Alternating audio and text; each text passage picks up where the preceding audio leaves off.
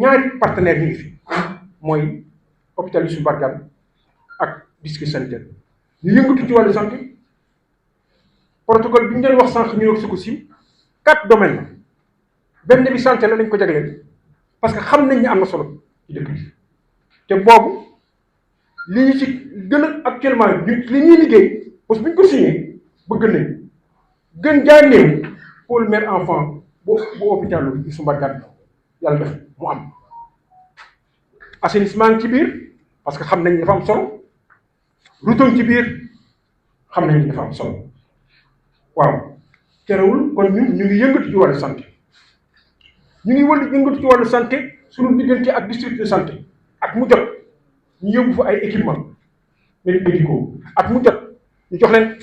jàppale ci wàllu médicament kon ñu ngi yëngatu ci wàllu santé wante xam nañu loolu doy bés boo demoon tey jii sama bureau courrier loo fay fekk des demandes de secours qui viennent de la population en masse et dans ces demandes-là les appuis que sollicite la communauté des Rufisquois une bonne partie des demandes tournent autour de la santé. Il y a 12 mois on a voulu encadrer davantage ces demandes en exigeant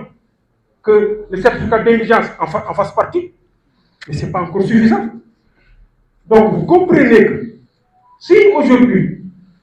nos services, nos collaborateurs nous ont encadrés jusqu'on puisse avoir ce lien avec la CSU, ça veut dire que nous sommes en train de renforcer notre intervention pour l'accès à la santé à toutes les communautés, notamment les plus fragiles.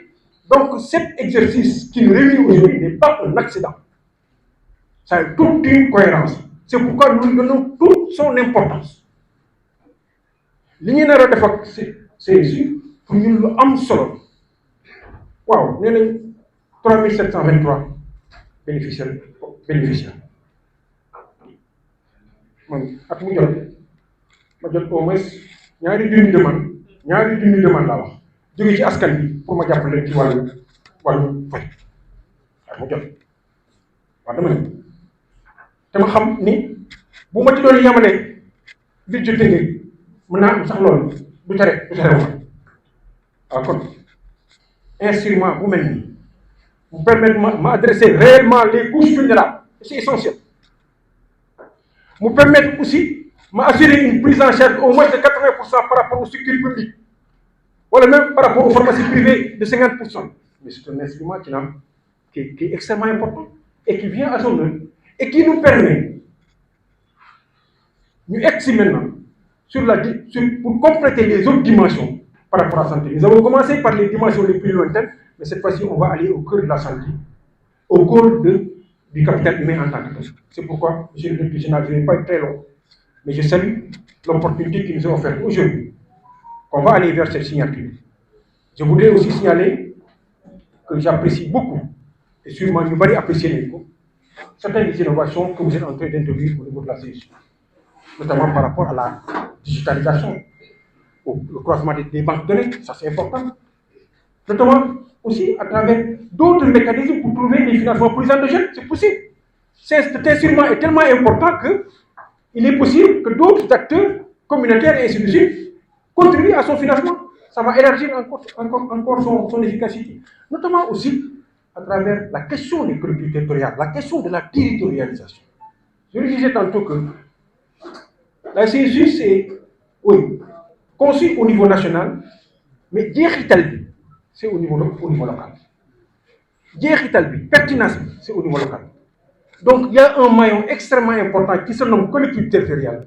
Bu ci ñëwee, la proximité peut être beaucoup plus garantie. Bu ci excès, jot bénéficiaires yi gën a yomb. Bu ci excès, surtout nag si on le fait de façon transparente. Et ça, c'est la règle de ce que nous sommes en train de faire ici. Bu ñu installé comité de pilotage ñi ci war a bokk yëpp nañ ci dugg nañ ko saytu comme ni ñu ko waxee sànq jot carte yomb na wante toppatoo ba nga xam ne bu bëggee faju dina faju bu demee ñu mën a informer si donc loolu yëpp am na ci solo kon jàpp nañ ni lii ñuy dugg tey en 2026 lu am solo la jox nañ ko jël jox ko importance c'est le lieu pour moi aussi de féliciter la CSU qui dès l'entame a manifesté toute la confiance à mes collaborateurs qui dès l'entame a été solidaire avec toute la préparation de cet événement. Cet événement est un acte important, ce n'est pas uniquement un acte administratif, mais c'est un acte qui montre notre engagement commun à refuser l'exclusion, notre engagement commun à faire appel à une vie plus solidaire, notre engagement commun à faire de la justice sociale, à faire de l'accès à la santé un droit, une possibilité. Donc, c'est sur ces mots que je voulais terminer mon propos, mais sans vraiment saluer et remercier tous ceux qui sont venus témoigner avec nous de cet événement, en leur disant aussi que ce qu'on y espère, c'est qu'au sortir de cela, que vous soyez aussi nos ambassadeurs auprès de différentes communautés que vous êtes censés représenter, pour nous permettre, durant ces 2 prochains mois, de faire un enrôlement efficace, pertinent, transparent et vraiment très pertinent au grand bénéfice de nos populations, des populations de cette chère ville de Rufisque. Je vais terminer par là mon propos en continuant à prier pour vous, à prier aussi pour le directeur général, qui est un jeune qui a aussi beaucoup de liens avec cette ville, qui est aussi un jeune sénégalais, pour lui souhaiter une pleine réussite, pour lui laisser sur le bord, jàppale ko ndax mission wu wér, mission couverture maladie, mission accès aux soins,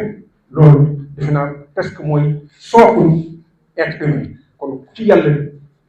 jox responsabilité da nga koy ñaanal mu am ci réussite yi mucc ay yàlla ko yàlla def di ñaanal aussi tout le temps nos médecins comme le directeur de l'hôpital Ismaïla Badiane et notre jeune frère qui est là-bas le docteur Kalili di ko ñaanal plein réussite moom it def naa yaa 1 an la fi jiite mu ngi ci waar bi mu ngi ci liggéey defe naa moom it docteur Dramé aussi yàggu fi trop wante ñu mel ko fi yàgg comme yéen ñii ñëpp ay acteurs majeurs ngañ pour que la santé soit une réalité pour nos populations à risque. jërë ngeen jëf. jàngat bi nga xam ne def nañ ko dem nañ ba gis xool saytu yeneen modèle yi nga xam ne ñoo am ci yeneen réew yépp waaye jàngat fu mujjee dañ ne lii potentiel lii ressource lii expertise am na fii ci Sénégal pour ñu bañ di jéebaane suñu malade boo xam ne nii dafa feebar ñu koy yóbbu à l'extérieur te loolu instant bi nii autorités yi nga xam ne nii ñoom ñooñu fal ci yoon boobu lañ ñu dañ fa teg sa tànk bu ñu mën a am résultat yi nga xam ne moom lañ souhaité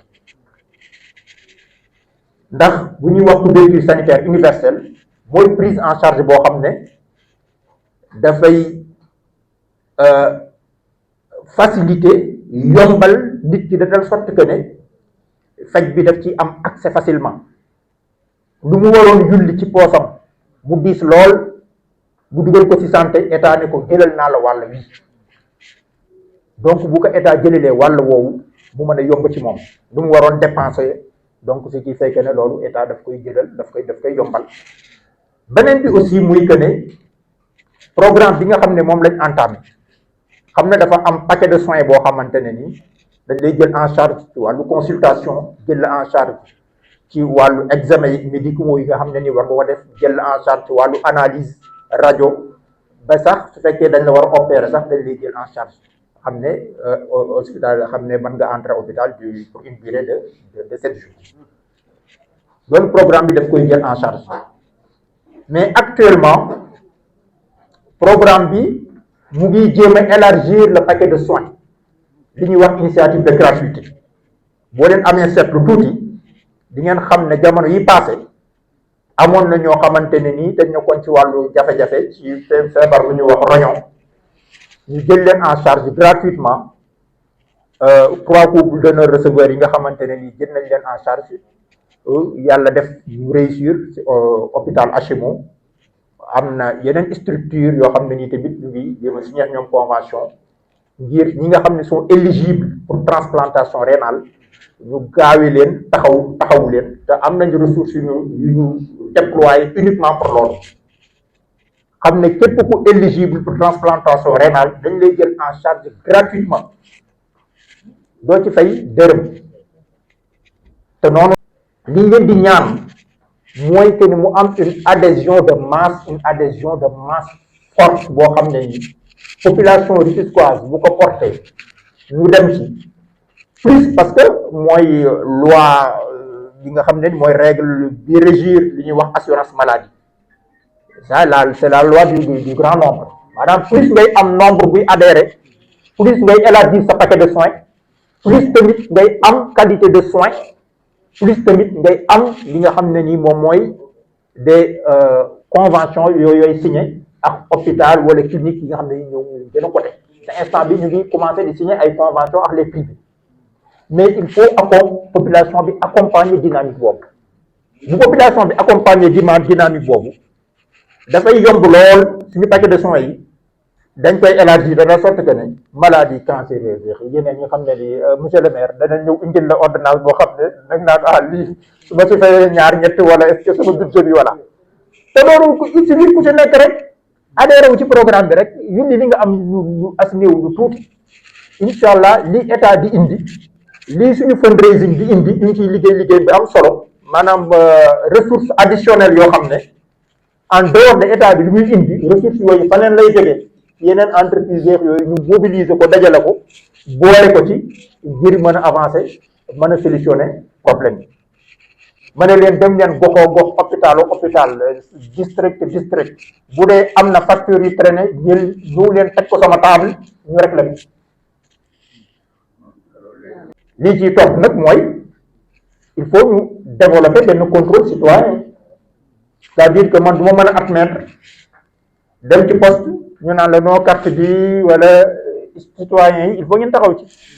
yéen ci mën a jàppale suñu site bi def nañ ci rek ci réclamation bu fekkee ne genre ci yooyu dafa am rapidement rek wax leen hôpital bi rek envoyé seen kooku bind ko ci suñu site bi rapidement dañuy déployer suñu contrôle médical xam ne ce sont des médecins devant leur pair ñu ñëw xool na gëm loolu lu nekk la am déet te jot nañ ko def ay yoon semaine bii passé nii suñu contrôle médical yëpp ci service hôpital Dakar ci lañ ne woon donc chef de service mu ngi nii moom mooy nekk di gérer loolu donc pour wax ne